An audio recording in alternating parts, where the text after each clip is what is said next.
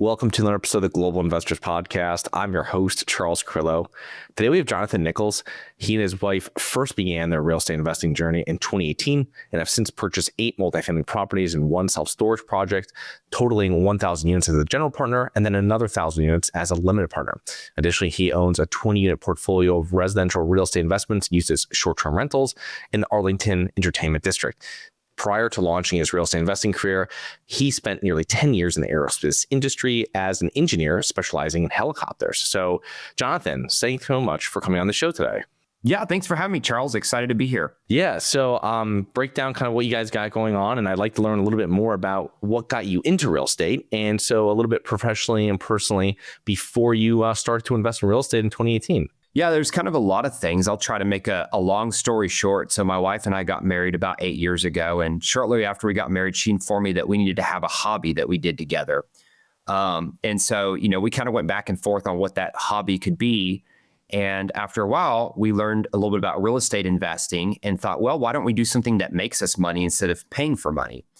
And so, our idea was we'll go out and buy a single family house and start renting it and basically just invest excess money that we have for investing into real estate as opposed to putting additional funds in stocks or our 401ks. And so that's kind of how it was born. And, it went pretty well. We really enjoyed the industry, really enjoyed that investment avenue, and had a good bit of success with it in the single family world the first 2 or 3 years. Anyone who's owned single family in Dallas from 2018 through COVID knows that it's done quite well. And so that took off and we said, hey, how can we make this a full-time business? And that's where the commercial multifamily really came into play for us. And so, we began syndicating deals back during COVID times. Like you mentioned, we've done about 7 or 8 projects now. We did 3 last year.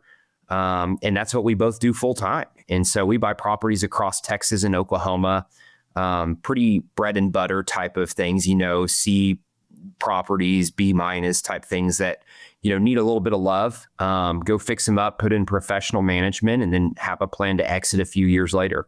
So being going from a W-2 as an engineer for nearly a decade and then going into what you're doing now, can you tell a little bit about exactly kind of what that process was and how long it took you to actually go and be full-time in real estate? And then a little bit about how that mindset as being an engineer becoming a real estate investor. Yeah, I think there was a couple of things. I always kind of had the desire to be an entrepreneur. It's something that was always in the back of my mind. So even though I went to school for engineering, for some reason, it always just piqued my interest of owning my own business. The challenge in the aerospace world is it's a very, very difficult industry to start your own business in, unless you're Elon Musk, perhaps. And so, I always kind of wondered, what's the feasibility of actually starting a business in this industry? And one of the things I really was attracted to with real estate is that there's a pretty clearly defined blueprint in my mind of how to be successful as a real estate investor. Many people have done it before, and your likelihood of success is significantly higher having a business in real estate as opposed to a lot of other industries like aerospace. And so that's one of the things that as I began learning more about real estate that really drew me into it. I like a lot of the components of being an entrepreneur, controlling my time, working hard, not having a limit on what I can accomplish compared to the corporate world. And so those were a lot of things that I found particularly attractive, both about being an investor and an entrepreneur. Interesting. So you touched on a little bit before, but can you give us a little bit more in depth of kind of what your current real estate investment strategy is? You're talking about some C and B- class properties. What markets are you really looking at within Texas? And then what kind of size properties, vintage, stuff like that do you guys usually target? Yeah, so it's changed a little bit over time. Early on, we'll say the first 3-ish so years, 4 years we were investing in multifamily, we really spent a lot of time focusing on tertiary markets around Texas and also Oklahoma. So think markets like College Station, Oklahoma City, Tulsa. Last year, we bought a property in Lubbock. We bought a property in Abilene. And the reason for that is that in our mind, or in my mind, as kind of the acquisitions guy of our group, a lot of the properties in Dallas proper and DFW proper and the other big cities within Texas have really been pretty overpriced the last few years. There's been a lot of just money chasing deals where they don't really make sense. And so we were able to go out to some of these tertiary markets and find, in my mind, a lot better deals in markets that are still very strong, put fixed rate debt on these deals that are still, providing distributions. And so that was kind of our investment strategy. It's pivoted a little bit, I would say, over this last couple of years, because now that we're in more of a down market for commercial real estate, I happen to think it's a great time to attack some of these more aggressive markets like Dallas. And so we're spending more time looking at deals here now than what we were before. But just kind of our overall investment thesis is, it probably makes sense to your listeners, but in the same way that if you're going to go do a house flip, you don't go find the most beautiful house that's already been redone, right? You find something with a problem. And so as investors, the way you create value is solving problems. And so, we look for properties that, maybe they haven't been renovated. They've been owned by mom and pop owners for a number of years. Maybe they don't have professional management running them. Any number or combination of a number of these problems really helps us find a project where we can go in, put in professional management, upgrade the property, and create a lot of value, both for the residents living at the property as well as our investors. Yeah, no, that's a lot of great information. When you mentioned tertiary markets, this is something that obviously with every investing strategy, there's pros and cons. Can you kind of outline a little bit what you would consider? I mean, pros, I imagine you're getting a discount on the property versus being in a primary market, right? Secondary market. But the thing is that what are some of the cons of working and how you guys have kind of mitigated that risk? Because if this is part of your investment criteria and your strategy, I imagine you figure out a way of kind of limiting that downside when going into these markets. Yeah, so I would say, you already mentioned a couple of the other pros. Usually things are trading for a higher cap rate, which translates to better cash flow. And although we didn't necessarily fully realize it at the time, the ability to have fixed rate debt on properties a few years ago that we still now have, where, a lot of operators in the larger cities are being forced to sell. They have, bridge loans coming due or very high floating rate debt to deal with. We don't really have those problems. And so that's been the big pros. The cons to smaller markets is a couple fold. Probably the biggest one I would highlight is management. You really need to have a good management partner in place to run these properties. And so, in Dallas, if you pick a bad property management company and you have to fire them, there's 75 others you can go interview and choose from. And some of these smaller markets, you may not have as many options. And so really making sure you have the management piece dialed in. We have a couple markets where we've had really great managers, and we've had one or two where, we struggled right off the bat because, we had poor management and we had to make changes to that. And our options were somewhat limited. And so that would be one of the cons is management. I would say the second one that's more holistic of the business is investors, right? If you send out a pitch deck for a deal, that's in Dallas, everyone's excited about that. You can always make the numbers and stuff look good on a deal. People did it for a long time. And so, they're excited about deals in a hot market like Dallas. Whereas like, if I tell you, hey, we've got a great deal in Lubbock or Oklahoma City, may not be as excited about that.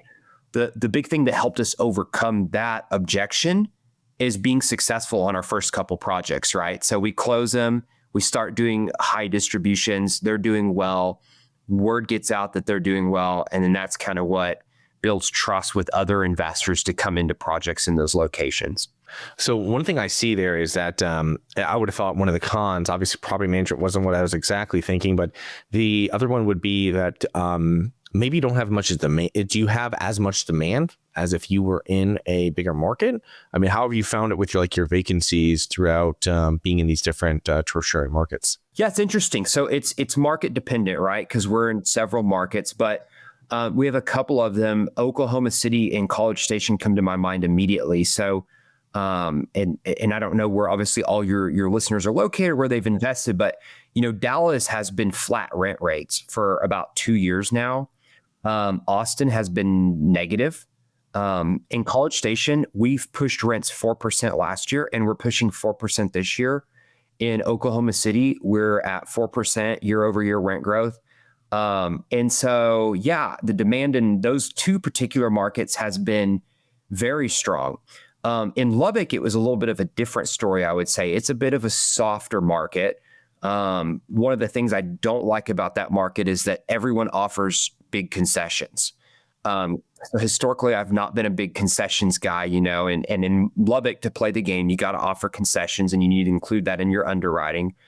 And so it's been a little bit softer. Obviously, the pro is that we were able to find a deal there at just an incredible basis. And so that kind of offsets, it does offset, a lot of the negative headwinds you have with the rental market. So it's market dependent, but, we've had some that were just fantastic and others where we've had to pivot. I think, in Dallas and Austin, especially Austin, I mean, the amount of new inventory product on the market, I mean, has just I wouldn't say decimated, but has pushed rents down dramatically, over the last few years. Dallas, I don't know if pushed it down that much, but it's like you said, it's been flat for years. So it's, I guess one of the things too in a tertiary market is you're not having to compete with so much inventory coming on the market that you would have in one of these larger markets. That's kind of one thing I would see, which would keep it a little bit less volatile when you're, doing your underwriting and when you're owning the property. Yeah, agreed. Do you have money sitting in the stock market and you're worried about it? Or worse, you have money sitting at the bank, not keeping up with inflation? My name is Charles Carillo, founder and managing partner of Harborside Partners. And since 2006, I've been investing my money and my family's money into income-producing properties. These are real assets, real properties with real addresses that produce real cash flow. At Harborside Partners, we provide passive investors who love real estate with a turnkey investing solution. If you want to put your money to work in real estate but can't find deals, don't have the time to get funding, and the last thing that productive people want to do is manage real estate. We find the deals, we fund the deals, and we manage the tenants, the termites, and the properties. Partner with us at investwithharborside.com. That's investwithharborside.com. Go to investwithharborside.com. If you love real estate, you like the idea of passive income, and believe that income-producing properties will appreciate over time, go to investwithharborside.com. That's investwithharborside.com. So you guys use third-party managers. You're in different markets. What do you suggest? Because this is always a question. And when I found property managers myself, third-party managers, sometimes I ask an investor and I get sometimes I ask a brokers, and you kind of then you have to do your due diligence on them. When you've been successful in finding good property managers, how have you really found them? Yeah, the best ones that we've found where we hit the nail on the head first go around is referrals, right, from other investors. And I would also say on the other side of the coin, some of the best bullets that we've dodged has also been from negative referrals, right, from other investors. Any one of these property management companies that's in business, they know how to answer the questions, right? They know how to get on the phone, talk to sponsors, explain the nuances of their business. And so referrals has been number one. Obviously, if you find a good manager, for example, we have a really great management company we work with in Oklahoma City. And so I really keep my eyes peeled for deals in that market because I know I have that in place and I really like working with them a lot. And so referrals is definitely big. The other thing that I would say is that I think a lot of times investors think of PMs as either good or bad. It's kind of a binary thing. I see it as a bit more of a spectrum. And so in my mind, a perfect scenario is if you own your own management company, you can control everything and do everything just how you want, right? And a lot of larger sponsors do that through vertical integration. The next step down is having a really good management partner that you work with on multiple deals. You really like them a lot. And obviously you can go to the other end of the spectrum of they're really horrible and there's no way to work with them. And we've definitely seen management companies like that before. But then there's kind of almost another step down there. And in my mind, it's someone that they do the basics well, but they don't necessarily operate the property at a high level of excellence. And I think that if you're working with a property manager like that as a deal sponsor, it's your responsibility to identify where those gaps are and basically fill them in. And so that could be things like really grabbing the bull by the horns when it comes to marketing for your property. It could be spending extra time having conversations with the on-site team about collections and what needs to be done to resolve collections problems. But essentially, it's like there's no perfect management solutions, but you as an asset manager, as a deal sponsor, are responsible for identifying those gaps and figuring out how you're going to fill in those. No, the marketing is always something I found that with a lot of the property managers, I wouldn't say all maybe, but the majority of the property managers we've worked with, they're good, but they usually are subpar when it comes to marketing. And, you got to really keep that, especially if you have larger property, you got to really keep that marketing cranking, you know what I mean? To get people and get those people in there. And it's like like on Mondays and stuff when we're getting reports in from property managers on what happened with people that are in this, that are in the pipeline for getting renting and where they came from. I mean, it's like I had this before with a portfolio of my own properties, and it was it was just so difficult I would say, tell me when something is ready to go. And then I would have somebody, our VA or someone else, or, put it out and really get it moving. You know what I mean? And I just find marketers oh yeah, we put up an ad and, we're kind of waiting there's not as much, rush to get people in the door to see the property. You know what I mean? I agree. And one thing that I think is missing, this might be useful for some of your listeners that are our sponsors, that have these kinds of challenges, is one of the things that we've seen, consistently with our third party PMs is, kind of a deficiency in the marketing, like you were mentioning. And, in engineering school, we take a grand total of 0 classes in marketing. So I kind of had to figure all this out, on the job, so to speak. And so one thing that we've seen is a lot of third-party PMs, their marketing people don't have a good feedback loop. And what I mean by that is that they don't assess what's actually working on the property. So, they'll be good about going out and just spending money across all the platforms, Google, apartments.com, Zillow, whatever you want to name, but they're not good about measuring how effective each of those channels are. And so one of the things that we do in our weekly asset management meetings is we have our PM track where each lead comes from. They're on the phone. How did you hear about us? Okay, jot that down.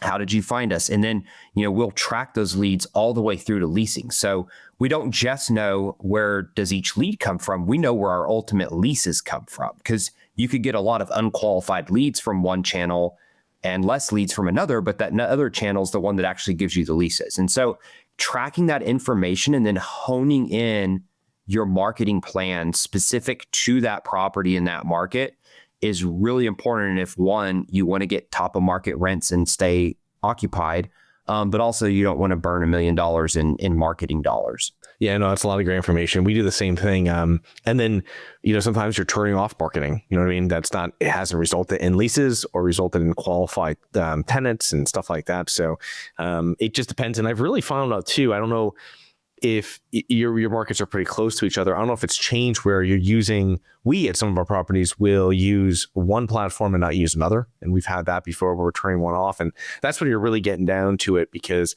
you're really figuring out where people in this area, in this submarket or whatever, are utilizing to find apartments, where they're going to live and where they look. Yeah, no, that's pretty normal. I mentioned we started a project in Lubbock last year. And one of the features we had is we had basically a double marketing budget for year one of our ownership. And part of that was because we were doing a big lease up. We were taking over that project at 65% occupied. So we wanted a lot of marketing dollars. But another reason for that was because it was our first time in that market, we needed a little flexibility to kind of dial in which channels worked and didn't work. And so, after about 6 months, we were able to kind of have a pretty good idea.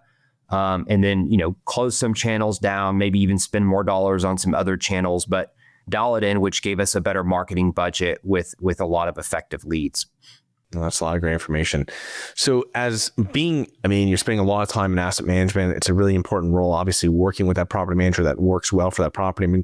What are some of the other important responsibilities of being a successful asset manager outside of the marketing piece?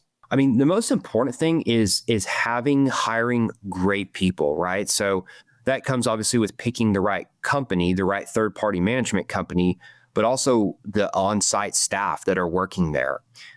We've probably most of your listeners have been in a corporate type job before. I can tell you in the world of engineering, you can have 2 engineers sitting side by side, same, level, same pay grade, and one's literally doing 3 times what the other is.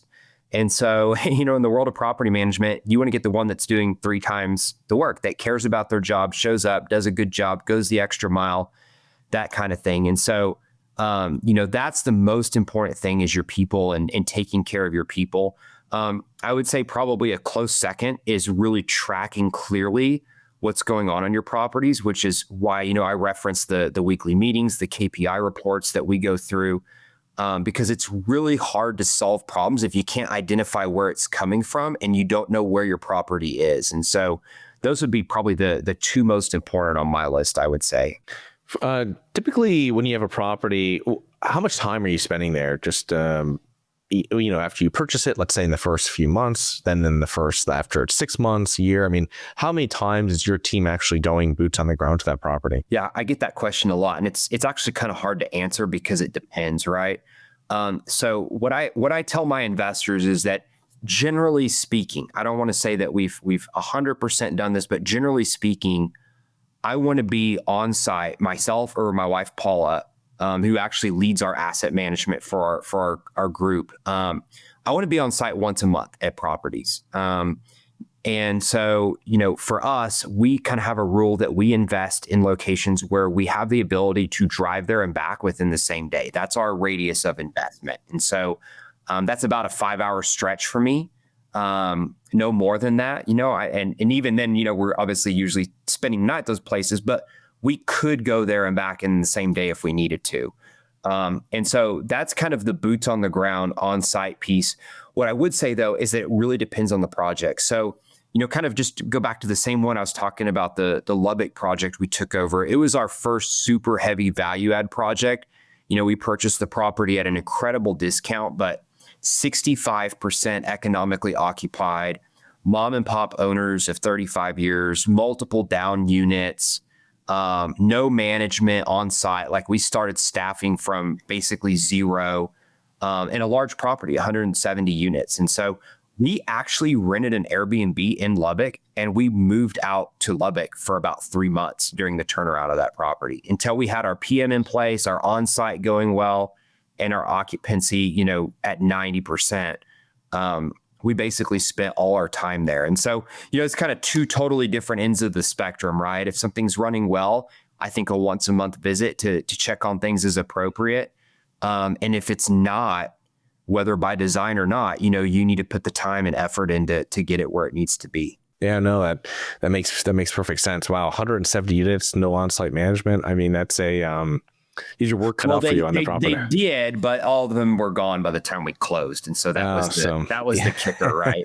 So we were kind of, here's the keys, walk in, no one's there, basically day one. Jeez, starting from scratch, right? Yeah. Yep. And now we have a really great team there that they're fantastic. So 7 years, real estate investor. I mean, what are some of the lessons you've learned or expensive mistakes, let's say, that you've made as a real estate investor over those 7 years? One of them, we've been pretty blessed. Our GP deals, our general partnership deals that we've sponsored have done pretty well through the downturn the last couple of years, which I'm really thankful for.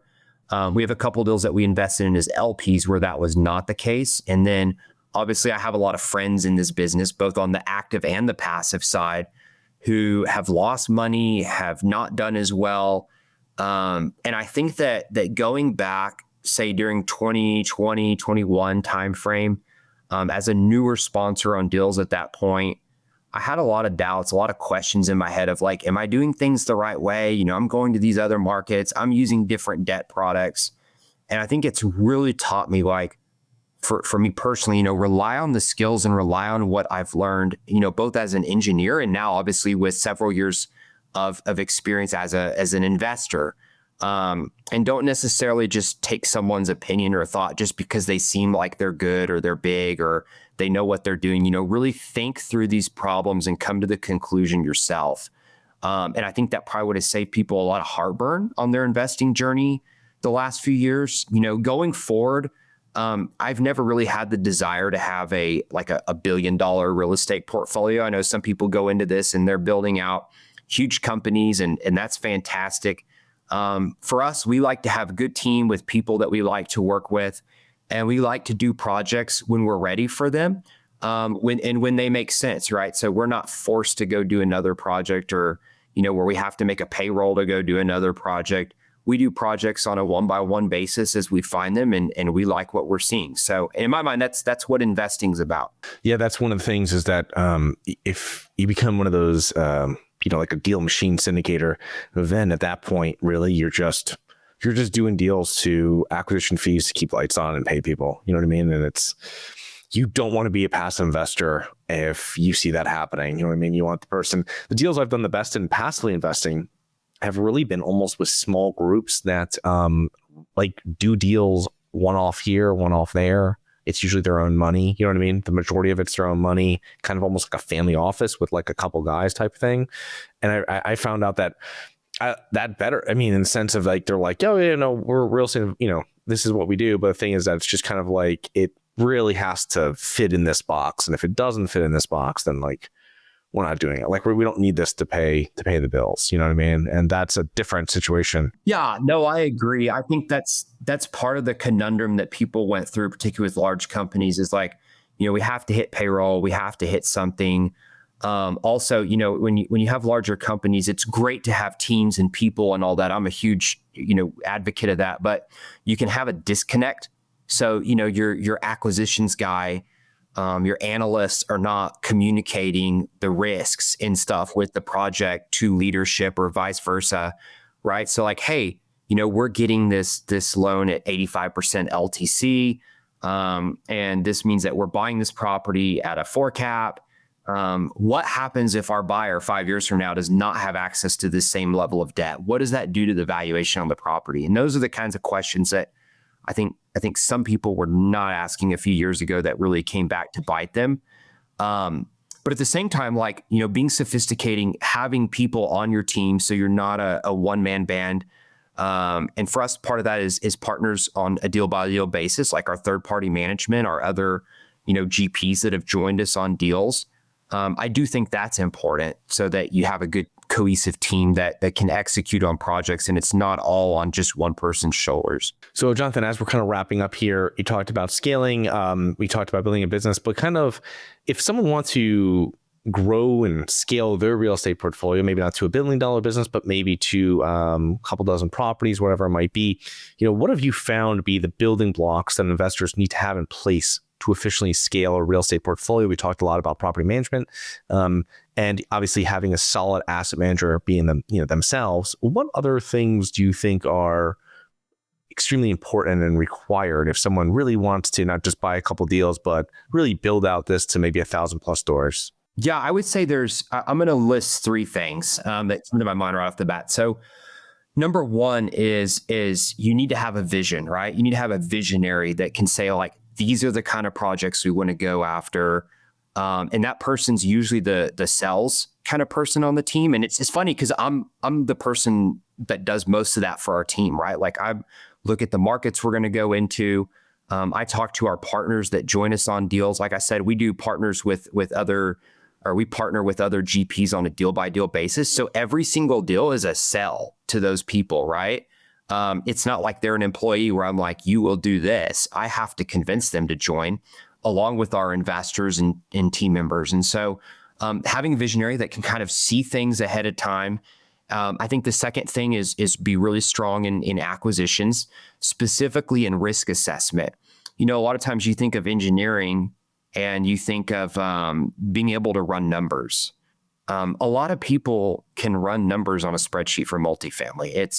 It's not that complicated, to be completely honest, but the ability to make good assumptions and assess risk is where the money's really made in this business, right? So where are cap rates going to be? What's going to happen to rent growth? Can I really operate on this lean of a budget? Those kinds of questions are the ones where the money's made or lost. And then third, and probably the one that I appreciate the most because I am definitely not, is really strong asset manager, which is what my wife Paula does. So her background is working as a management consultant. So, she would go in to companies that are maybe launching a new product or struggling through a particular season in their business and fix those problems or launch those services. And you really have to be critically minded and think about, how do I organize all this? But then you have to be really good at driving for results, right? And so showing up to a property management meeting where someone has not completed a task 2 weeks in a row and put your foot in the ground, like, this has to get done this week. Like this is your job. This is why we're paying you, and you need someone like that on your team that can really drive for results. And in my mind, that's a very difficult position. So if you have those three roles, and it could be one person doing all three, I think that's probably not typical. It could be 3 different people. It could be 6 different people. But if you can fill in all those roles, I think you'll be successful in that endeavor. Well, thanks, Jonathan. A lot of great information. So how can our listeners learn more about you and your business? Yeah, best way is just take a journey to our website. It's Apogee MFC, like multifamilycapital.com. We've got tons of information out there, free resources, info about our past projects, our team, and would love to have you give it a visit. Jonathan, thanks so much for coming on today. We'll put all of your links into the show notes, and looking forward to connecting with you here in the near future. Awesome. Thanks for having me, Charles. Appreciate it. Hi guys, it's Charles from the Global Investors Podcast. I hope you enjoyed the show. If you're interested in getting involved with real estate, but you don't know where to begin, set up a free 30-minute strategy call with me at schedulecharles.com. That's schedulecharles.com. Thank you. Nothing in this episode should be considered specific, personal, or professional advice. Any investment opportunities mentioned on this podcast are limited to accredited investors. Any investments will only be made with proper disclosure, subscription documentation, and are subject to all applicable laws. Please consult an appropriate tax, legal, real estate, financial, or business professional for individualized advice. Opinions of guests are their own. Information is not guaranteed. All investment strategies have the potential for profit or loss. The host is operating on behalf of Syndications Superstars, LLC exclusively.